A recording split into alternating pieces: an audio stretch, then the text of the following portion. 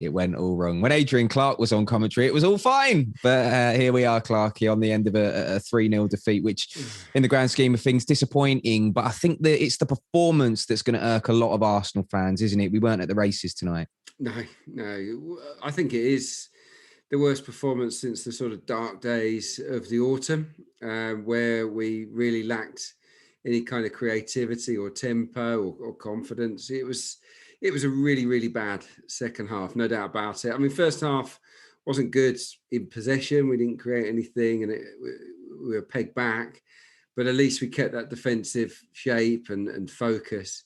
But yeah, as we said at halftime, if we couldn't get a foothold further up the pitch, if we couldn't start to test that Liverpool back four more often, then we were going to struggle to hold on for a second half. And that man we picked out ahead of kickoff, Diogo Jota, came off the bench and really, put us to bed. So yeah, it was a very, very flat evening, and it's a Saturday night to forget, isn't it, for Gooners? Very much so. And I think what's frustrating, we've got a WhatsApp group with all of us lot in, and you kind of touched on it in there. Just the concessions tonight are what kind of upsetting me a bit, because yes, Liverpool played really, really well, and the balance of play, it has to be said, they probably deserve to win the game, but avoidable goals. Definitely avoidable goals. Yeah, I'll be analysing them in more detail for the breakdown. So I've got to watch this game again, which is it's not going to be too much fun. But yeah, we'll be breaking that down in more detail. But yeah, look, there were errors for all the goals. From different players as well. You can't pin it on just one or two players. They were sloppy concessions, but I think maybe they were concessions that were born out of being overworked, and also the fact that it was a rejig back four. Tonight there was major changes to what most fans would consider the first choice back four, and also the central midfield in front. So that made a difference. But even so, look, 3-0 is not a scoreline that flatters Liverpool. Let's not kid ourselves. Liverpool deserved to win this game, and 3-0 is probably the bare minimum that they deserved to in terms of the final score. Liverpool had 15 shots. We had 3, and really none of them were going to test Alisson. Yeah. All right, but let's move swiftly on then to what we learned from tonight's performance, and let's have a look at the first thing that we've taken from that 90 minutes of football this evening. Then Arsenal's submissive display allowed Liverpool to control the game, picked up online, of course, by lots of gooners out there. Shakes here says, I genuinely believe Arsenal have shown Liverpool far too much respect. This is not the same team from last season, and we are respecting them too much. Yeah, they've lost a lot of games this year. Another one here, far too submissive. We refuse to challenge a team missing their only Premier League quality centre-backs and their most important midfielder. Even if the game plan was to sit back and counter, we haven't shown any indication of doing that. Arteta has to take ownership of that. And this one here says, lost the battle in midfield. Defence did all right, I thought. But when you're overrun in the middle of the park with LFC's quality, it's just a matter of time. Yeah, I mean, very, very frustrating evening. I think summed up quite well in those tweets, Clarky. For sure. Yeah, wouldn't argue with those assessments at all, really. It's I think first 20 minutes, Thomas Partey was excellent. And I think Danny Ceballos was fine. But after that, they did struggle. Didn't really lay a glove on the Liverpool midfield, and more mistakes crept in. As a team, we were too deep. Obviously, we talked about Lacazette dropping back, and we had no out ball. So, and we didn't get close enough to Liverpool's players. You just had to flip it around. When we had the ball, Liverpool smothered us. They absolutely strangled the life out of us, and we are capable of doing that to teams. We've done it to teams. We did it to Chelsea. We've done it to Spurs to some degree. We did it to Manchester United at Old Trafford. We can do it.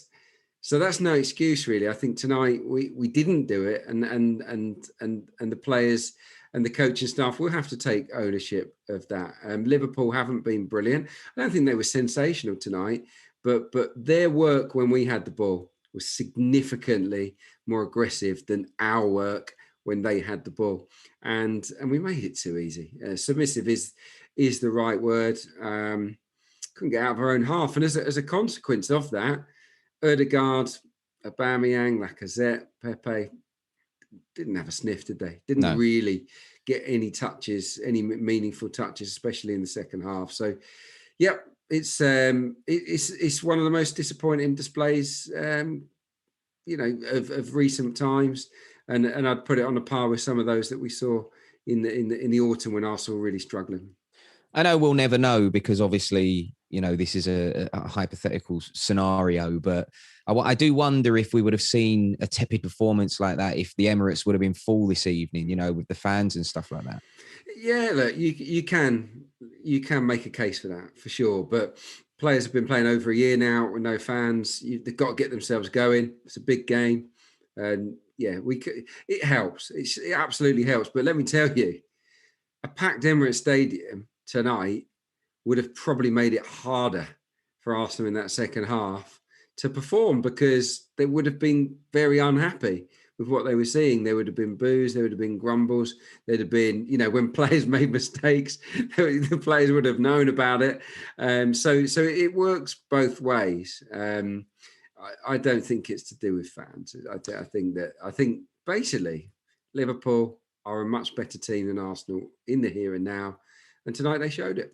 Yeah, it's just frustrating, isn't it? Because they haven't had the greatest season. It would have been a good time to play them and beat them, Exactly, which is why I think a lot of the supporters are saying we didn't get at them, we didn't give it a go, and I would agree. I would have liked to have seen us be a bit braver.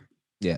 All right, but let's have a look at the second thing that we've learned from tonight's performance then, and it is this. Overworked back four, struggled to retain focus in the second half. And we can see a tweet on this one, which says Arsenal defending has been poor during this game and the game against West Ham. 6 goals conceded in 2 games. Poor. Yeah, interesting the way we view the West Ham game, because obviously we came back in that one, but we still conceded 3 goals. So that's something that we need to sort out on the training ground ASAP, isn't it? And before that, we were gifting goals to the opposition, left, right and centre, and just about getting away with it results. Now, defensively, not been as good lately. There's no denying that. It's a rejig back four. Obviously, Callum Chambers, short of game time. Kieran Tierney had to come off. Cedric left back. It's not his position. Gabriel and Holding have been in and out of the team. Holding in particular came in from the cold. And I did think it showed in the second half. I mean, we saw a few errors, didn't we? We really did. Just trying to run through them in my own head. I mean, for the first goal, Aubameyang didn't close down anywhere near tight enough. It's quite loose from him. And then inside the box, Holding's position isn't good. Jota creeps in behind him. So that's a question mark. Goal number 2, Gabriel doesn't do brilliantly, doesn't make the right decision. Leno leaves his legs wide open. I think Leno for both the first 2 goals could potentially have done better. If I think we're okay to criticise a goalkeeper. It wasn't a blooper, but I think he gets a strong hand on the first, and the second one he does leave his legs open. Yeah, he'll probably be disappointed himself. Yeah, of course he will. Of course he will. And then the third goal, we give the ball away inside our own half, and the reaction isn't good. It wasn't a pretty second half from a defensive point of view. I think it's because they wore us down, and look, they first half kept the shape, kept the discipline, but they kept coming at us, and that's when the mistakes crept in. Look, Gabriel was pretty good up until about the hour mark, and then he fell apart. Callum Chambers didn't, you could look at him for that final goal. Not a great position at the far stick, so he made mistakes. Rob Holding made errors. Yeah, and in midfield, we weren't the same, after the first 20 minutes or so. So, yeah, look, defensively, definitely a night to forget. All right, let's have a look at the third thing that we learned from tonight's performance. Then the third and final thing from it is this. The Gunners sorely missed key injured players. We're seeing a picture there, of course, of Bukayo Saka, and lots of you again talking about this online. The boys in red and white here says it's by no means an excuse. I don't think it would have made much of a difference ultimately, but we have really missed Xhaka, Luiz, Emil Smith-Rowe and Bukayo Saka, particularly the energy of the latter two. This one here from Sam says Luiz, Xhaka, Smith-Rowe and Saka all missed badly. And then one here from Graham, a timid performance that showed the importance of Xhaka and Luiz for defensive stability. Also that we need at least 2 of Ødegaard, Smith-Rowe and Saka playing to be fluent going forward. Really, really missed the energy of Smith Rowe and Saka, that's for sure. But Granit Xhaka is an honourable mention there because, you know, I know he is kind of somebody who splits opinion amongst the Arsenal fan base, but when he plays in midfield along with Thomas Partey, we've touched on it on this show many times, Clarkey, that's our best centre midfield pairing, isn't it? Yeah, by a mile. Granit Xhaka is not a perfect player. He will make mistakes. He does switch off, but I'm telling you now that him and Partey are head and shoulders above the other midfield options. And I think it's an area of the pitch we desperately need to strengthen in the summer. I think it's absolute priority that we get some stronger players in there that can handle it at the highest level. So that, definitely Xhaka was missed. I mean, it's one of those, you don't want to miss any game, but this was a good game to miss for those players that were out. I mean, Saka and Smith Rowe wouldn't have got a touch. They wouldn't have been in it. Yes, we missed their energy and application, but they would have had very few touches. What I think I'd like to see is if Tierney's out for a while, Bukayo Saka come in at left back. He's the most stylistically similar player to Kieran Tierney, and I want him in the team. And if we can obviously still get Smith Rowe and Ødegaard in and others. So yeah, I would put Saka at left back rather than go with a Cedric personally. We did. And David Luiz, obviously we missed his experience.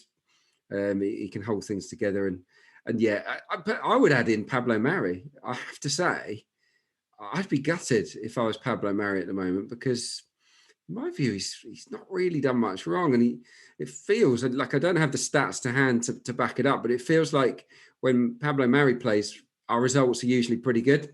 So for him to miss out tonight, I think would have been frustrating. And do you know what? I think he's got a very good chance of being involved on Thursday. We mentioned it on the last show, the West Ham game. There's a lot of rotation for our centre backs. Whereas I guarantee it, if you'd have spoke to Nigel Winterburn, who was on co-coms tonight, he would have told you back in the day you hardly ever saw rotation like that. But now it seems all the time. Well, it's because no one's nailed down that position. The form hasn't been consistent enough. If someone's not doing it, you have to give someone else a chance. And then if they don't end up grabbing the chance, then you change again. We've also had a few injuries, but that's a big problem. Centre back, along with central midfield, we need that consistency. I mean, there are a number of areas in the team that need a bit of an overhaul in the summer. I think that much is clear to see. But yes, we don't have a number one partnership. And if you don't have a number one centre-back partnership, ask Liverpool, you struggle. It's a big deal. So, Arteta needs to find a pairing for next season, desperately, I think. All right, Clarkey, thank you very much. Roll on Thursday night is what I say. I'll be better on Thursday. Yeah, I'm sure that's what a lot of the players and fans are thinking now, because Thursday, Europa League, is when we are back, and it seems all our eggs are in that basket now. That is for sure. Thank you for watching. If you want to get down on Thursday night with us, make sure you join us. It's an 8:00 kickoff, arsenal.com and the app, 7:30 for the breakdown live. Take care.